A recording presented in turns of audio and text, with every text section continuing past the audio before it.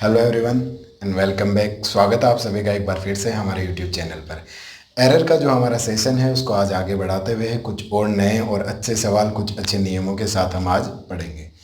दोस्तों आज का जो सेशन है वो रिलेटेड है हमारा वॉइस और नरेशन दोनों से। उनके कुछ सवाल हैं। हाँ, हालांकि एग्जाम्स में पूछे सीधे तरीके से जाते हैं कि इसका वॉइस चेंज करो, इसका स्पीच चेंज करो, लेकिन यहाँ उनसे रिलेटेड एरर के सवाल भी हैं। आप उनसे भी एरर फाइंड आउट कर सकते हैं, वो भी बड़ी आसानी से, अगर आपको उन दोनों के नियम आते हैं तो। अगर नहीं आते हैं, ना वॉइस ना नरेशन, तो प्लीज़ आप मेरे पीछे वीडियोस जाके ज़रूर देखिए। वॉइस और नरेशन पे बहुत ही सिंपल तरीके से मैंने वीडियो उन पे बनाए हैं। तो चलिए दोस्तों आज का सेशन स्टार्ट करते हैं। हमारा पहला सवाल, by the time he arrived everybody had been left the party. जो इसका भावार्थ वो ये है कि जैसे वो जिस समय वो आया पार्टी में सब लोग वहाँ से जा चुके थे। अब इसमें एरर कहाँ है, कौन से पार्ट में है, ये आप लोग एक बार फाइंड कीजिएगा। मैं एक बार इसकी फिर से रीडिंग कर देता हूँ। By the time he arrived everybody had been left the party. अब थोड़ा सा इसको आप समय दीजिए, 15-20 सेकेंड, 10 सेकेंड, जितना भी आपको लगता है, और फाइंड आउट कीजिए कि इसमें कौन सा एरर है, कौन से पार्ट में है, ए बी सी, या कोई पार्ट में एरर नहीं है तो हम पार्ट डी के साथ जाएंगे। अब देखिए दोस्तों, यहाँ जो ये सेंटेंस है ये है एकदम एक्टिव वॉइस का। तो इसमें क्या है कि यहाँ बीन लगाने की कोई आवश्यकता नहीं है, ये सुपरफ्लुअस है, बस इसको हटा दीजिए। बाकी सेंटेंस में कोई प्रॉब्लम नहीं है, बिल्कुल सीधा और सिंपल और आसान सा सेंटेंस है। बाकी ये बिल्कुल सही है, कोई दिक्कत नहीं है। तो चलिए अब ये देखो, ये नियम यहाँ पे हटाएं, कैसे हटाएं, कुछ हटाएं। अगर आपको एक्टिव पैसिव के आते हैं तो काम वो नियम भी आपके यहाँ जरूर आने वाले हैं। अब देखिए दोस्तों, सेकंड सेंटेंस क्या कह रहा है कि mother's love can not substituted by anything else in this world. बहुत ही अच्छा और सच्चा सेंटेंस है कि जो माता का, माँ का जो प्यार होता है वो किसी से भी सब्सटीट्यूट, यानी उसके बदले में कुछ भी नहीं हो सकता इस दुनिया में। यानी सब्सटीट्यूट कि उसका कोई विकल्प नहीं है इस दुनिया में। तो सबसे पहले तो इसमें एरर भावनाओं में ना जाकर एरर को ढूंढने की कोशिश कीजिए। कह दो कि नहीं सर बहुत अच्छा सेंटेंस है, इसमें तो कोई गलती हो ही नहीं सकती। ग्रामेटिकल एरर आप देखने की कोशिश कीजिए, है तो बताइए, नहीं है तो कोई दिक्कत नहीं, हम पार्ट डी के साथ भी जा सकते हैं। एक बार फिर से रीड कर देता हूँ। Mother's love can not substituted by anything else in this world.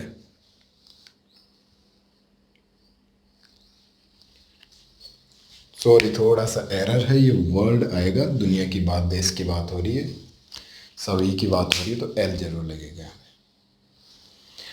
Mother's love can not substituted by anything. देखिए दोस्तों, यहाँ जो आवश्यकता है, पहली बात तो आपको मॉडल के नियम का पता होना चाहिए। मॉडल के साथ फर्स्ट फॉर्म आती है, बेस फॉर्म आती है हमेशा। तो वैसे अगर देखा जाए तो ये सब्सटीट्यूटेड गलत हो सकता है, लेकिन सेंटेंस के अनुसार सब्सटीट्यूटेड सही है। तो यहाँ हमें एक प्रयोग करना पड़ेगा बी का। अगर हमें ये फॉर्म यूज में लेनी है थर्ड फॉर्म, तो किसका प्रयोग करना पड़ेगा, बी का। पैसिव का सेंटेंस है, बी प्लस V3 इसमें आना चाहिए और थर्ड फॉर्म आना है।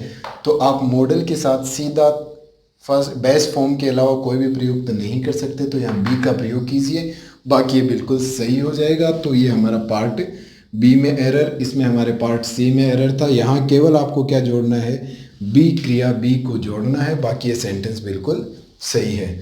तो चलिए दोस्तों, दो सेंटेंस हुए और काफ़ी आपको समझ में भी आ रहा होगा। लेकिन अगर आपको वॉइस और नरेशन के नियम नहीं आते तो समझने में थोड़ी दिक्कत हो सकती है। तो पहले आप एक काम कर सकते हैं कि वॉइस का जो मेरा सेशन है और जो नरेशन का है वो दोनों प्लीज़ आप ज़रूर देखिएगा। वहाँ देखने के बाद आपको कभी कोई समस्या नहीं आएगी समझने में। देखिए दोस्तों, तीसरा सवाल, the soldier seriously injured during the cross fire and was rush to hospital. यानी जो क्रॉस फायर यानी आमने सामने की जो गोलाबारी थी उसमें सोल्जर्स बहुत ही गंभीर रूप से इंजर्ड हो गए, जो चोटिल हो गए, जख्मी हो गए, और उन्हें तुरंत हॉस्पिटल ले जाया गया। अब इस सेंटेंस को आप थोड़ी देर के लिए एनालाइज कीजिए और देखिए कि क्या एरर है। मैं एक बार फिर से इसको रीड कर देता हूँ। The soldier seriously injured during the cross fire and was rushed to hospital.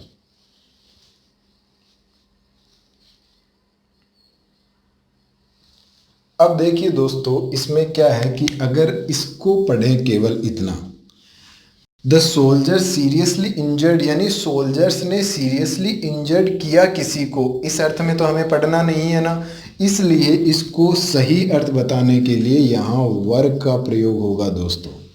Were seriously injured, बात समझ में आ रही है? The soldiers were seriously injured during the cross fire and was rushed to the hospital.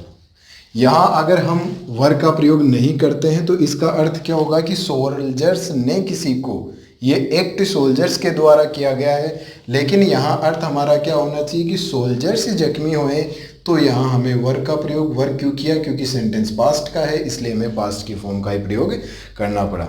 अब देखिए दोस्तों, बहुत ही ऐसे देखने में नहीं पता चलता है, कुछ चीज़ें बड़ी आसान लगती हैं, लेकिन थोड़ा सा आपको अंग्रेजी की समझ होनी चाहिए, इसे आप सीखिए। ये एक भाषा है, इसे सीखिए बड़ा ही आसान तरीके से। ये हिंदी में लिखा होता तो आपको कोई समस्या नहीं आती, क्योंकि वो भाषा आपने सीख रखी है, इस भाषा को भी आप सीख जाएंगे। यहाँ वर का प्रयोग करेंगे तो ये अर्थ सही देगा, वरना इसका अर्थ गलत निकल जाएगा। तो यहाँ हमें मिला पार्ट ए में एरर। उम्मीद है समझ में ये बिल्कुल आ ही गया होगा आपके। नेक्स्ट देखिए, अगला जो सेंटेंस हुआ है दोस्तों, ही एक्सक्लेम्ड विद सोरो that his mother died just 2 months before, कि उसे बहुत ही अफसोस हुआ इस बात का जानकर कि उसकी माताजी 2 महीने पहले ही गुजर गई। तो आप एक बार इसे सेंटेंस को देखिए, समझिए, परखिए और कौन से पार्ट में एरर है वो आप अपना निकालिए।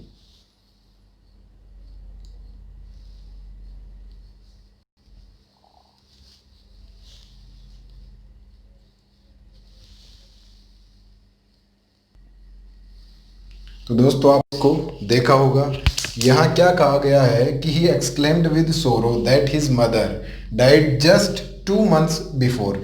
अब जो ये सेंटेंस था ये सिंपल पास्ट में था, जिसको इनडायरेक्ट में चेंज करेंगे तो परफेक्ट में होगा। Simple past perfect, past perfect में कन्वर्ट होता है। तो यहाँ आप डाइड के साथ क्या लगाएंगे? हेड का प्रयोग करेंगे दोस्तों। बस इतना सा ऐड करना है।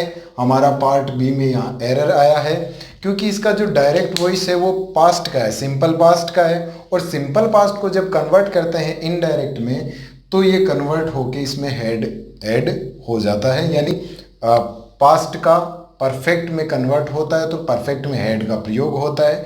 तो इस तरीके से इसका यहाँ प्रयोग होगा हेड का। डाइड से पहले आप केवल हेड का प्रयोग करते हैं, बाकी इसमें सब कुछ सही है। तो चलिए दोस्तों, नेक्स्ट जो हमारा क्वेश्चन है 5th, तो उसमें क्या कहा गया है? The streets of Mumbai were thronged by the common people. यहाँ दोस्तों क्या है? थ्रॉन्ग का मतलब होता है भीड़, इकट्ठा हो जाना, जमघट लगा देना, कि जो कॉमन पीपल यानी आम नागरिकों के द्वारा जो मुंबई की गलियां थी, स्ट्रीट, वहाँ पे जमघट लगा दिया गया, वहाँ बहुत ही भीड़ हो गई। तो दोस्तों यहाँ जो सेंटेंस में एरर है वो क्या है? 2 मिनट के लिए आप सेंटेंस को देखिए और फाइंड आउट करने की कोशिश कीजिए कि इसमें क्या एरर हो सकता है। देखते हैं आपके सॉल्यूशन के बाद।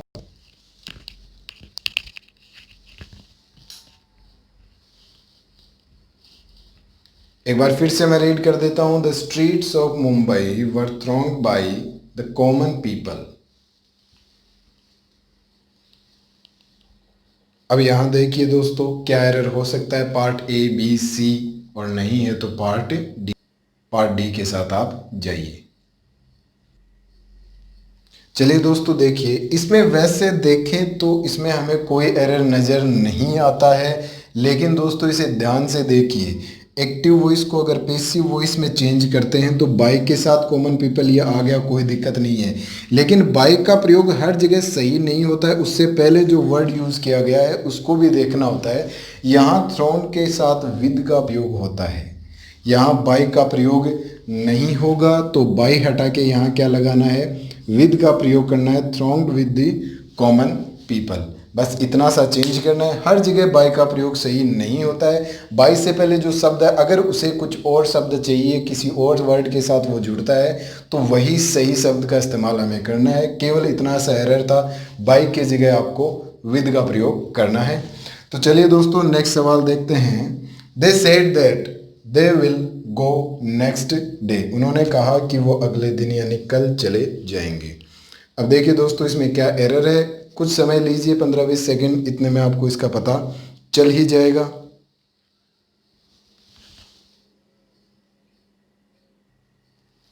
चलिए दोस्तों देखिए, they said that they will go next day, no error part D में। अब देखिए दोस्तों यहाँ जब अपनी रिपोर्टिंग वर्ब जो होती है वो अगर पास्ट में है तो जो रिपोर्टेड स्पीच जो कन्वर्ट होता है उसका टेंस में टेंस परिवर्तन होता है। और टेंस जब परिवर्तन होता है तो विल का विल नहीं रहता, ये किस में चेंज हो जाएगा, वुड में कन्वर्ट हो जाएगा। दोस्तों ये जो नियम है ये एक्टिव पैसिव और नरेशन में डायरेक्ट इनडायरेक्ट के हैं, वो इन वही सारे नियम इसमें लग रहे हैं। आप उनको जरूर एक बार ध्यान से देखिए। यहाँ विल को किस में चेंज करना है, वुड में चेंज करना है, बस इतना सा इसमें एरर है। विल को कन्वर्ट कर दीजिए वुड में। क्यों? क्योंकि ये जैसे ही अपन इसका वॉइस क्या स्पीच चेंज करेंगे उसी तरीके से इसमें टेंस का भी चेंज होगा। क्यों? क्योंकि इधर पास्ट फॉर्म दे रखी है और इधर अगर पास्ट फॉर्म होती है तो इधर भी टेंस में परिवर्तन होता है। और हमेशा विल को कन्वर्ट करते हैं वुड में जब कंडीशन इधर पास्ट में दी हुई हो तो यहाँ अपना एरर आया पार्ट बी। अब देखिए दोस्तों ये ज़्यादा कुछ हार्ड नहीं है, केवल वही नियम है जो हमें याद रखने हैं। अगर वो याद है तो इन ऐसे क्वेश्चंस में एरर निकालना बड़ा आसान हो जाता है। अब देखिए अपना अगला सवाल है, द जज asked Ravi if he knew the thief or not. Part C, B, A या कोई एरर नहीं है तो पार्ट डी के साथ जाइए। बस इस सेंटेंस को आपको थोड़ा सा ध्यान से पढ़ना है, बाकी इसमें मुश्किल कुछ नहीं है दोस्तों, थोड़ा सा इसे ध्यान से पढ़िए। द जज asked Ravi if he knew the thief or not. अब देखिए दोस्तों बाकी सब ठीक है, यहाँ कोई दिक्कत नहीं है, लेकिन देखो इफ और वेदर में से जो कंजक्शन इफ और वेदर लगाते हैं उसमें इफ का प्रयोग और वेदर का दोनों का ही कर सकते हैं, कोई दिक्कत नहीं है। लेकिन आगे और नोट की स्थिति दी हुई हो तो इफ का नहीं, केवल किसका, वेदर का प्रयोग होगा दोस्तों, केवल वेदर का प्रयोग होगा, यहाँ इफ का नहीं होगा।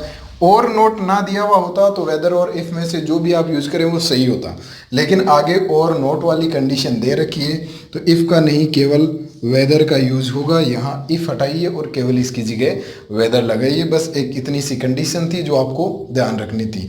तो यहाँ हमें मिला पार्ट बी में एरर। चलिए दोस्तों आज का आखिरी सवाल, my father allowed me to do whatever I want. हर किसी का ये ड्रीम होता है कि हमारे पिताजी हमें अलाउ कर देंगे जो हम चाहें वो कर सकें, अच्छे काम, अपना फ्यूचर बनाने के लिए अपने फ्यूचर को चूज़ करने की वो आज़ादी दें कि हम जो बनना चाहें वो बने।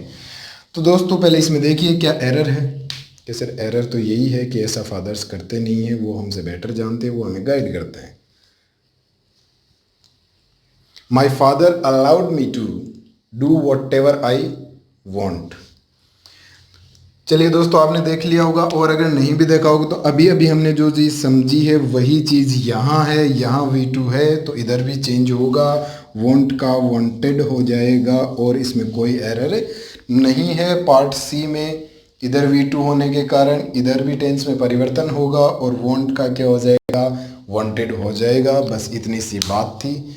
और आज के जो क्वेश्चन है, उम्मीद है जिन्होंने एक्टिव पैसिव और जो नरेशन है वो ले रखा है, पढ़ रखा है, उन्हें ध्यान है तो बहुत ही आसान लगे होंगे। जिन्होंने नहीं पढ़ रखा उनके समझ में तो ज़रूर आया होगा। और एक बार प्लीज़ ज़रूर आप वीडियो देखें, वॉइस का भी है और नरेशन का भी है, उन्हें समझें। वो देखने के बाद इनमें आप दोबारा गलती नहीं करोगे।